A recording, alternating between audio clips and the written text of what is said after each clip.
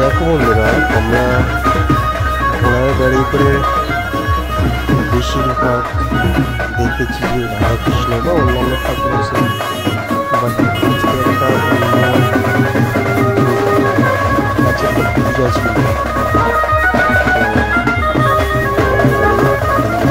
প্রচুর লোক, এটা পদ্মপুকুর দিয়ে পাড়া, তাদের 10 বছর হচ্ছে পুরো। দেখো ঘোড়াগাড়িতে মা কালী যাচ্ছে, স্বয়ং মা কালী।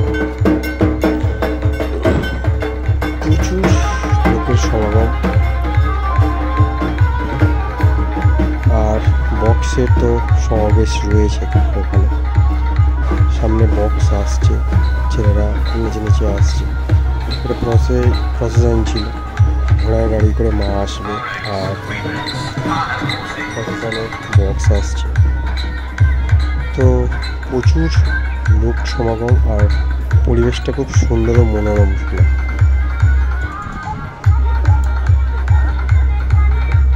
দেখো ধীরে ধীরে বক্স এগিয়ে আসছে, তার সাথে রয়েছে জনসমুদ্র। মানুষ আনন্দে উচ্ছ্বাসে ফেটে পড়ছে, কারণ পদ্মপুকুরের মানুষজন এই পূজাটার জন্যই অপেক্ষা করে থাকে। সেটা দেখলেই বোঝা যায় মা কবে আসবে, তার জন্য অপেক্ষা করে থাকে।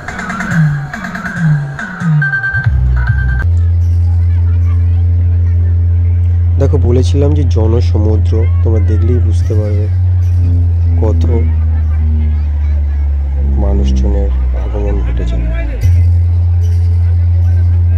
কত মায়ের সন্তানের আগমন ঘটেছে।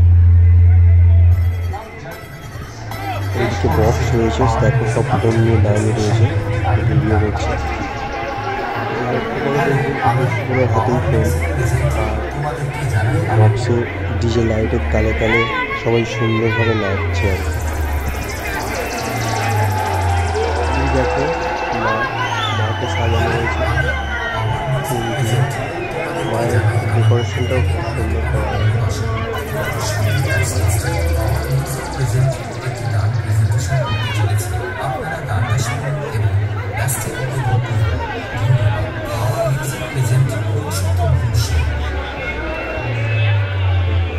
তো কাল পূজা ছিল, আজকের ওখানকার ইভেন্টস হচ্ছে ফাংশন।